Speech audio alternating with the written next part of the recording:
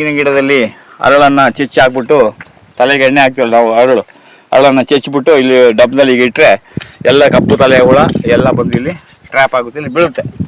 ಇದನ್ನು ನಾವು ಹೇಳ್ಬೇಕು 15 ದಿನಕ್ಕೋಸ್ಕರ ಡಬ್ಬವನ್ನು ಅದನ್ನು ಚೇಂಜ್ ಮಾಡ್ಕೊಂಡು ಹೋಗಬೇಕು. ಹಾಗೆ ಇಲ್ಲಿ ಬೇರೆ ಬೇರೆ ಥರದ ಗಿಡಗಳನ್ನೆಲ್ಲ ಇಲ್ಲಿ ನಾವು ಇಲ್ಲಿ ಹಾಕಿದ್ದೇವೆ. ಹೀಗೆ ನಡ್ಕೊಂಡು ಹೋಗ್ತಾ ಇದೆ ತೋಟ. ಒಂದು ಹಸಿರುಮಯವಾಗಿ ಇಂಥ ಬೇಸಿಗೆಯಲ್ಲೂ ಇಂಥ ಬಿಸಿಲು ಕಾಲದಲ್ಲೂ ಏನಿಲ್ಲ, ಅದು ಗಿಡಗಳಿಗೆ ಇಷ್ಟೇ, ಕೆಳಗಡೆ ನೀರು ಮೇಲ್ಗಡೆ ಬಿಸಿಲು ಬಂದರೆ ಎಲ್ಲ ಗಿಡಗಳು ಅದ್ಭುತವಾಗಿ ಬರ್ತವೆ. ಮತ್ತು ನಾವು ಹಾಯೋ ನೀರು, ಹರಿಸೋ ನೀರು, ಜೆಟ್ ನೀರು, ಸ್ಪ್ರಿಂಕ್ಲರ್ ನೀರು, ಕೆಲವೆಲ್ಲ ಕರೆಂಟ್ ಕೊಡೋದು ಮಧ್ಯಾಹ್ನ 12 ಗಂಟೆಗೆ 1 ಗಂಟೆ ಕರೆಂಟ್ ಕೊಟ್ಟರೆ ಏನು ಮಾಡ್ತಾರೆ, ಮೋಟ್ರ್ ಆನ್ ಮಾಡಿಬಿಡ್ತಾರೆ. ಆನ್ ಮಾಡಿಬಿಟ್ಟಾಗ ಏನಾಗ್ತದೆ, ಆ ಬಿಸಿಲಿಗೆ ನೀರು ಕೊಟ್ಟರೆ ಏನಾಗ್ತದೆ, ಅದು ಬೆಂಕಿಗೆ ತುಪ್ಪ ಹಾಕಿದಾಗೆ ಇನ್ನೂ ಅಪಾಯಕಾರಿ. ಅದರಿಂದ ಯಾರೂ ಕೂಡ ಅಷ್ಟೇ, ನೀರು ಎಷ್ಟು ಕಡಿಮೆ ಇದೆ ಅಂದರೆ ಎಲ್ಲ ಆಲ್ಮೋಸ್ಟ್ ಎಲ್ಲ ಡ್ರಿಪ್ ಲೈನಿಗೆ ಬಂದುಬಿಡಿ. ಡ್ರಿಪ್ ಲೈನಿಗೆ ಬಂದಾಗ ಏನಾಗ್ತದೆ, ಭೂಮಿಗೂ ಒಳ್ಳೆಯದು, ಆಮೇಲೆ ನೀರು ಜಾಸ್ತಿ ವೇಸ್ಟ್ ಆಗೋದಿಲ್ಲ. ಆಮೇಲೆ ಏನಾಗ್ತದೆ, ಈ ವಿಪರೀತ ಅದು ಇದು ಕಳೆ ಬರೋದಕ್ಕೆ ತೊಂದರೆ ಆಗೋದಕ್ಕೆ ನಿಮಗೆ ತಪ್ಪಿಸ್ಕೊಳ್ಬೋದು. ಅದು ಹೀಗೆ ನಡ್ಕೊಂಡು ಹೋಗ್ತಾ ಇದೆ. ದೂರದಲ್ಲೆಲ್ಲ ಈಗ ನಿಮಗೆ ಎಲ್ಲ ನಮ್ಮ ಸೆಣಬು ಹೂವು ಬಂದಿರೋದು ಕಾಣಿಸ್ತಾ ಇದೆ. ಆ ಥರ ಹೂವು ಬಂದಾಗ ಏನಾಗ್ತದೆ, ಬೇರೆ ಬೇರೆ ಜೇನುಹುಳಗಳು, ಆಮೇಲೆ ಬೇರೆ ಬೇರೆ ಪಕ್ಷಿಗಳು, ಬೇರೆ ಬೇರೆ ಚಿಟ್ಟೆಗಳು ಆಕರ್ಷಣೆ ಆಗ್ತವೆ. ನಿಮ್ಮ ತೋಟಕ್ಕೆ ಏನಿದು ಹೊರಗಡೆಯಿಂದ ಜನ ಮತ್ತು ಅತಿಥಿಗಳು ಅಂದರೆ ಈ ನವಿಲು, ಕೋಗಿಲೆ, ಬೇರೆ ಪಕ್ಷಿಗಳು, ಚಿಟ್ಟೆಗಳು ಇವೆಲ್ಲ ಬರ್ತಾ ಇರಬೇಕು. ಇವೆಲ್ಲ ಬಂದಾಗ ಅಲ್ಲಿ ಏನಾಗ್ತಂದರೆ ಅದು ಒಂದು ವಾತಾವರಣ ಭಾಳ ಪಕ್ಷಿ ಪ್ರಾಣಿಗಳಿಗೆ ಗೊತ್ತಿದೆ ವಾತಾವರಣ ಎಲ್ಲಿ ಚೆನ್ನಾಗಿದೆ ಎಲ್ಲಿ ಇಲ್ಲ ಅಂತ. ನಾವೆಲ್ಲ ಏನು ಮಾಡ್ತೀವಿ ಅಂದರೆ ಕೃತಕವಾಗಿ AC ಗೀಸಿ ಹಾಕ್ಕೊಂಡು ಏನೋ ಒಂದು ಸುಲಭ ಮತ್ತು ಸುಖಕರ, ನಮ್ಮ ಶಿವಕುಮಾರ್ ಹೇಳಿದಾಗೆ ಇವತ್ತಿನ ಜನರಲ್ಲಿ ಎಲ್ಲರೂ ಏನಂದರೆ ಸುಲಭ ಮತ್ತು ಸುಖಕರ ಜೀವನಕ್ಕೆ ಅಡ್ಜಸ್ಟ್ ಆಗಿಬಿಟ್ಟು ಏನಾಗಿದೆ ಅಂದರೆ ಮೈಯೆಲ್ಲ ರೋಗ ರುಜಿನಗಳು ಬಂದು ಆರೋಗ್ಯದ ಸಮಸ್ಯೆ ಬರೋಕ್ಕೆ ಕಾರಣ ಈ ಸುಲಭ ಮತ್ತು ಸುಖಕರವಾದ ಜೀವನಕ್ಕೆ ನಾವೆಲ್ಲರೂ ಒಗ್ಕೊಂಡಿದ್ದೀವಿ. ಅದು ಒಳ್ಳೆಯದಲ್ಲ.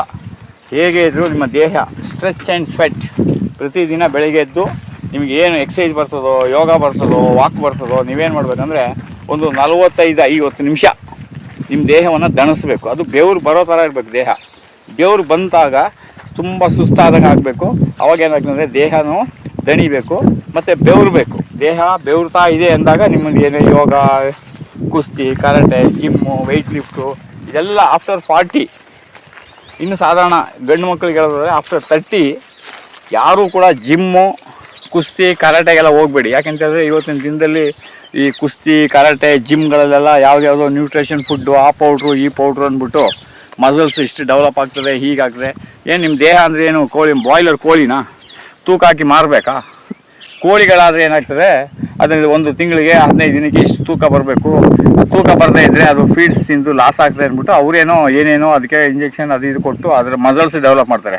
ನಿಮ್ಮ ದೇಹ ಇರೋದು ಮಸಲ್ಸ್ ಡೆವಲಪ್ ಮಾಡೋಕ್ಕಲ್ಲ, ಮೈಂಡನ್ನು ಡೆವಲಪ್ ಮಾಡೋಕ್ಕೆ. ಅದಕ್ಕೆ ಮೈಂಡನ್ನು ಡೆವಲಪ್ ಮಾಡೋಕ್ಕೆ ಇರೋದು ಒಂದೇ ಒಂದು ದಾರಿ ಯಾವುದಪ್ಪ ಅಂದರೆ ಯೋಗ. ಆಮೇಲೆ ತುಂಬ ಜನ ಈ ಜಿಮ್ಮಲ್ಲೆಲ್ಲ ಹೋಗ್ಬಿಟ್ಟು ನಾವು ನಿಮಗೆ ಆ ಪೌಡ್ರ್ ಕೊಡ್ತೀವಿ, ಈ ಪೌಡ್ರ್ ಕೊಡ್ತೀವಿ, 2 ತಿಂಗಳಲ್ಲಿ ನಿಮ್ಮ ಬಾಡಿ ಹಿಂಗೆ ಬರ್ತದೆ, 6 ಪ್ಯಾಕ್ ಬರ್ತದೆ, ಮಸಲ್ಸ್ ಬರ್ತದೆ ಅಂತಾರೆ. ಅವೆಲ್ಲ ನೀವು 30 ವರ್ಷದೊಳಗೆ ಅವೆಲ್ಲ ಮುಗಿಸ್ಕೊಳ್ಳಿ. ಆಫ್ಟರ್ 30 ಇಯರ್ಸ್ ಆದಮೇಲೆ ಯಾವುದೇ ದೇಹಕ್ಕೆ ತುಂಬ ಶ್ರಮ ಇರುವಂಥ ಕೆಲಸಗಳು ಕೊಡಬಾರ್ದು. ಅಂದರೆ ಯೋಗ, ಪ್ರಾಣಾಯಾಮ, ಧ್ಯಾನ ಇದನ್ನ ಚೆನ್ನಾಗಿ ಅಭ್ಯಾಸ ಮಾಡಿ. ಏನು ಹೇಳ್ತಾರೆ ನಮ್ಮಲ್ಲಿ ಪೂರ್ವಿಕರು ಏನು ಹೇಳ್ತಾರೆ ಅಂದರೆ, ಮಾತು ಬೆಳ್ಳಿ, ಮೌನ ಬಂಗಾರ, ಧ್ಯಾನ ವಜ್ರ ಅಂತ. ಧ್ಯಾನ ವಜ್ರ. ಪ್ರತಿಯೊಬ್ಬರು ಒಂದು ದಿನ ಯೋಗ ಧ್ಯಾನವನ್ನು ಅಭ್ಯಾಸ ಮಾಡಿ. ಅದು ಯಾವುದೇ ಥರದ ಧ್ಯಾನ ಇರಲಿ, ನಿಮ್ಗೆ ಎಲ್ಲೆಲ್ಲಿ ಯಾವ್ಯಾವ ಕಡೆ ಧ್ಯಾನದ ಅನೇಕ ಥರದ ಧ್ಯಾನದ ಉದಾಹರಣೆಗಳಿದೆ, ಅನೇಕ ವಿಧಾನಗಳಿವೆ. ಅದು ಎಲ್ಲೆಲ್ಲಾದರೂ ಹೊಕ್ಕಲಿರಿ. ನಮ್ಮಲ್ಲೂ ಅಷ್ಟೇ ಪ್ರತಿ ತಿಂಗಳು 2ನೇ ಭಾನುವಾರ ತರಬೇತಿಗೆ ಬಂದಾಗ ನಾವು ಕೂಡ ಧ್ಯಾನದ ಕ್ಲಾಸನ್ನು ಹೇಳ್ಕೊಡ್ತೇವೆ. ಯಾರ್ಯಾರು ಎಷ್ಟೆಷ್ಟು ನಿಮಿಷ ಧ್ಯಾನ ಮಾಡಬೇಕಂದ್ರೆ, ಈಗ 5 ವರ್ಷದ ಮಗು ಇದ್ದರೆ 5 ನಿಮಿಷ ಧ್ಯಾನ ಮಾಡಬೇಕು, 10 ವರ್ಷ ಆಗಿರೋರು 10 ನಿಮಿಷ ಧ್ಯಾನ ಮಾಡಬೇಕು, ಅಥವಾ ನಿಮ್ಗೆ ಏನಾದರೂ 60 ವರ್ಷ ಆಗಿದ್ರೆ ನೀವು ಒಂದು 60 ನಿಮಿಷ ಧ್ಯಾನ ಮಾಡಬೇಕು. 60 ನಿಮಿಷ ಕಂಟಿನ್ಯೂ ಮಾಡೋಕ್ಕಾಗದಿದ್ರೆ 15 ನಿಮಿಷ ನೀವು ಧ್ಯಾನ ಮಾಡ್ಬೋದು. ಅಥವಾ ನಿಮಗೇನಾದರೂ 70 ವರ್ಷ ಆಗಿದೆ ಅಂತ ಹೇಳಿದ್ರೆ ನೀವು 70 ನಿಮಿಷ ಧ್ಯಾನ ಮಾಡ್ಬೋದು. 80 ವರ್ಷ ಆಗಿದೆ ಅಂದರೆ 80 ನಿಮಿಷ ಧ್ಯಾನ ಮಾಡ್ಬೋದು. ಒಂದೇ ಸಲ ಕೂತು ಏಕಕಾಲದಲ್ಲಿ 80 ನಿಮಿಷ ಮಾಡಬೇಕಂತಿಲ್ಲ. ಮಧ್ಯದಲ್ಲಿ ಒಂದು 10 ನಿಮಿಷ 5 ನಿಮಿಷ 1 ನಿಮಿಷ 2 ನಿಮಿಷ ನೀವು ಧ್ಯಾನವನ್ನು ಮಾಡಿ. ಧ್ಯಾನ ಭಾಳ ಒಳ್ಳೆಯದು. ಮತ್ತೊಮ್ಮೆ ಹೇಳ್ತಾ ಇದ್ದೀನಿ ಕೇಳಿ. ಮಾತು ಬೆಳ್ಳಿ, ಮೌನ ಬಂಗಾರ, ಧ್ಯಾನ ವಜ್ರ. ಧ್ಯಾನ ಮಾಡಬೇಕಾದ್ರೆ ಎಲ್ಲಿ ಬೇಕಾದರೂ ಕೂತ್ಕೊಳ್ಬೋದು, ಹೇಗೆ ಬೇಕಾದರೂ ಕೂತ್ಕೊಳ್ಬೋದು, ಯಾವಾಗ ಬೇಕಾದರೂ ಕೂತ್ಕೊಳ್ಬೋದು. ಸಮಯ ಸಿಕ್ಕಿದ್ರೆ ಕಣ್ಣು ಮುಚ್ಕೊಂಡು ನಿಮ್ಮ ಮೂಗಿನಲ್ಲಿ ಬರುವ ಉಸಿರನ್ನು ಸೂಕ್ಷ್ಮವಾಗಿ ಗಮನಿಸೋದು. ಇದು ನಿಮ್ಮ ಧ್ಯಾನಕ್ಕೆ ತುಂಬ ಒಂದು ಪೂರಕವಾಗಿ ಸಹಾಯ ಮಾಡ್ತದೆ. ಆಮೇಲೆ ನಿಮಗೇನು ಬೇರೆ ನಿಮ್ಮ ಮನೆ ಪಕ್ಕದಲ್ಲಿ ನಿಮ್ಮ ಎಲ್ಲಾದರೂ ಯೋಗ ಸೆಂಟ್ರು ಧ್ಯಾನ ಸೆಂಟ್ರ್ ಇದ್ದರೆ ಹೋಗಿ ಅಲ್ಲೂ ಅದನ್ನು ಅಭ್ಯಾಸ ಮಾಡಿ, ಅವ್ರಿಗೆ ಹೇಳ್ಕೊಡೋ ಮೆಥಡನ್ನು ಅನುಸರಿಸಿ. ಆಮೇಲೆ ನಿಜವಾದ ಧ್ಯಾನ ಏನಪ್ಪ ಅಂತೇಳಿದ್ರೆ, ನಿಜವಾದ ಧ್ಯಾನ, ನಿಜವಾದ ಪೂಜೆ, ನಿಜವಾದ ಭಕ್ತಿ ಏನಪ್ಪ ಅಂತೇಳಿದ್ರೆ, ಯಾರಿಗೂ ತೊಂದರೆ ಕೊಡಬಾರ್ದು, ಯಾರಿಗೂ ಮೋಸ ಮಾಡಬಾರ್ದು, ಯಾರಿಗೂ ವಂಚನೆ ಮಾಡಬಾರ್ದು. ನಮ್ಮ ದುಡಿಮೆಯಲ್ಲಿ ನಾವು ಬದುಕಲಿಕ್ಕೆ ನೋಡಬೇಕು. ಯಾವಾಗಲೂ ಕೂಡ ಅತಿ ಆಸೆಯನ್ನು ಇಟ್ಕೊಳ್ಬಾರ್ದು.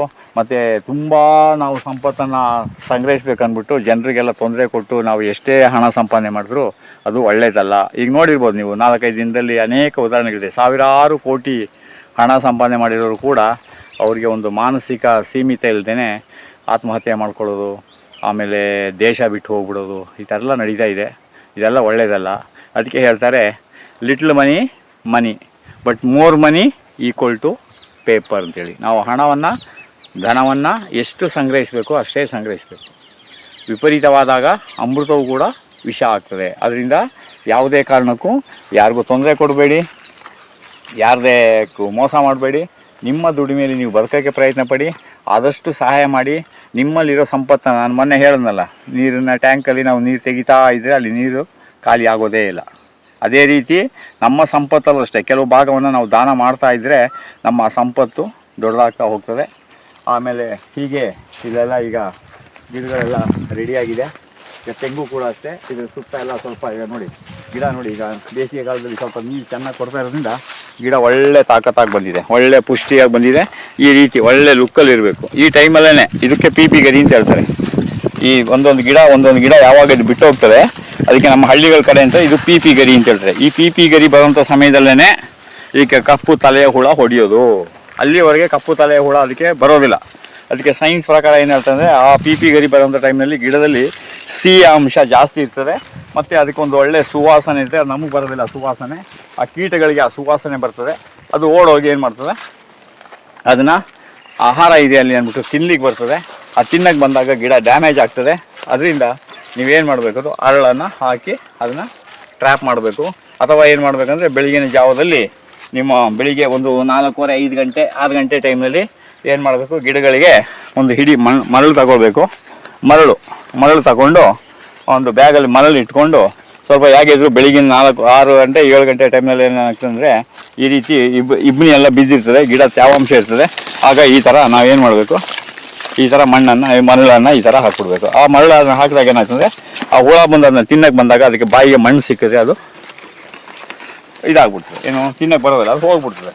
ಅದೇ ರೀತಿ ನಿಮಗೇನಾದರೂ ಮಧ್ಯಾಹ್ನ ಟೈಮ್ನಲ್ಲಿ ನೀವು ಮಾಡಬೇಕಂದ್ರೆ ಆ ಗಿಡಕ್ಕೆ ಸ್ವಲ್ಪ ನೀರು ಹಾಕ್ಬಿಡಿ, ತೇವಾಂಶ ಆಗ್ತದೆ. ಆವಾಗ ಬೇಕಾದ್ರೆ ಅದ್ರ ಮೇಲೆ ಮರಳನ್ನು ಎರಿಸಿಬಿಟ್ರೆ ಅದು ಮರಳೆಲ್ಲ ಅಂಟ್ಕೊಳ್ತದೆ. ಈಗ ನೋಡಿ, ಅಲ್ಲೆಲ್ಲ ಇವಾಗ ಮಹಾಗನಿ ಭಾಳ ಚೆನ್ನಾಗಿ ಒಳ್ಳೆ ಲುಕ್ಕಾಗಿ ಬರ್ತಾಯಿದೆ. ಹೀಗೆ ಈ ಹೆಗ್ದಳ್ಳಿ ತೋಟ ಈ ಮಟ್ಟಕ್ಕೆ ಹಂತವಾಗಿ ಬರ್ತಾಯಿದೆ. ಇನ್ನು ಮುಂದೆ ಇದು ಏನಾಯಿತು, ಹೇಗೋಯಿತು ಅಂತೇಳಿ ಮುಂದಿನ ವೀಡಿಯೋದಲ್ಲಿ ತಿಳಿಸ್ತೀನಿ. ಅಲ್ಲಿಯವರೆಗೆ ನಮಸ್ಕಾರ.